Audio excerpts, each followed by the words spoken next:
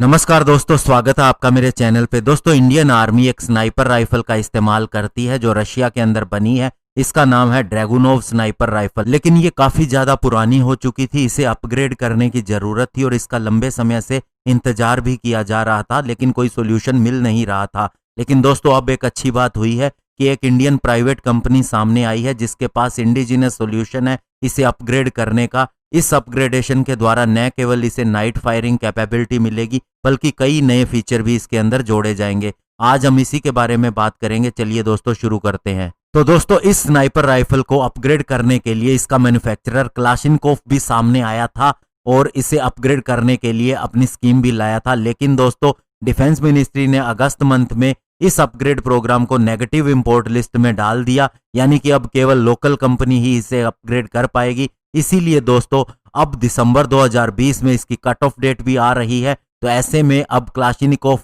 नहीं कैपेबल हो पाएगी इसे अपग्रेड करने के लिए। और दोस्तों, जो इंडियन कंपनी सामने आई है इसे अपग्रेड करने के लिए, उसका नाम है SSS डिफेंस। और अब वो दोस्तों इसे बार बार रिकॉइल करने की समस्या से भी छुटकारा दिला देगी, इसे बाइपोड दे दिया जाएगा। और दोस्तों, नॉर्दर्न कमांड ने भी एक रिक्वेस्ट फॉर प्रपोजल दिया है उसकी 90 ऐसी पुरानी राइफल को अपग्रेड करने के लिए। लेकिन अगर इंडियन आर्मी के पास ऐसी राइफल्स के स्टॉक को देखा जाए तो कम से कम 6000 से 7000 ऐसी हमारे पास राइफल्स हैं। अब दोस्तों, अगर हम बात करें कि ड्रैगुनोव स्नाइपर राइफल है क्या, तो सबसे पहले इसे 1950 में एक Soviet weapon designer Yevgeny Dragunov ने डिजाइन किया था। और तब इसे दोस्तों gas operated short stroke piston rifle के रूप में लाया गया था। दोस्तों, इससे पहले कि सोवियत आर्म्ड फोर्सेस इसे इंडक्ट करती, इसके बहुत ज्यादा एक्सटेंसिव टेस्ट हुए, स्पेशली अलग अलग इन्वायरमेंट के अंदर। और 1970 के आते आते लगभग सभी कंट्रीज के पास में ये राइफल आ चुकी थी उनके मुख्य कॉम्बैट वेपन के रूप में।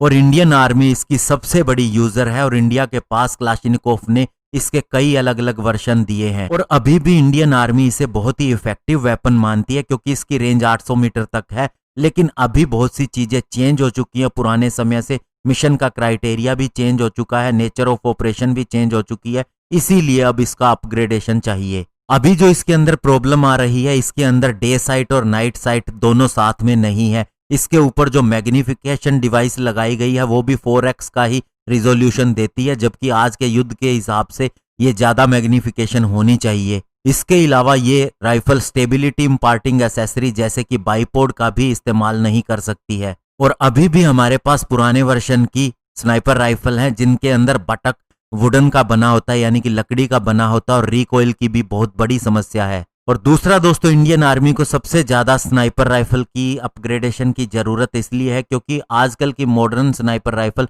7000 राउंड का फायर करती है इजीली, लेकिन हमारे पास जो है वो लगभग 3000 राउंड फायर ही करती हैं। और इसके अलावा दोस्तों, एक दूसरे सूत्र ने यह भी बताया है कि ये आज के समय के हिसाब से फिट नहीं बैठती है, लेकिन फिर भी ये एक डेजिग्नेटेड मार्क्समैन राइफल के रूप में इस्तेमाल जरूर की जा सकती है। और इंडियन आर्मी को समय भी मिल सकता है कि वह ज्यादा लिथल स्नाइपर वेपन को इस्तेमाल कर सके, उसको चूज कर सके जिसकी रेंज 1.2 किलोमीटर या इससे ज्यादा हो सकती है। और दोस्तों, अभी जो हम स्नाइपर राइफल प्लान कर रहे हैं या कुछ संख्या में हमने खरीदी भी है, वे बहुत ही ज्यादा इफेक्टिव स्नाइपर राइफल है, उनकी रेंज बहुत ज्यादा है। तो ऐसे में नॉर्मल कॉम्बैट सिनेरियो के अंदर हम इस स्नाइपर राइफल को नहीं ले जा सकते, जहां पर हमें जरूरत केवल 500 मीटर या 800 मीटर तक अटैक करने की है। तो ऐसे में दोस्तों, हमें इस राइफल की भी जरूरत है। अगर इसके अंदर थोड़ा अपग्रेडेशन हो जाए तो ये बहुत ही इफेक्टिव वेपन हो जाएगा। तो ऐसे में दोस्तों, अब हमें एक लोकल सोल्यूशन मिल रहा है, इसलिए दोस्तों हमें ज्यादा कॉस्ट भी नहीं आएगा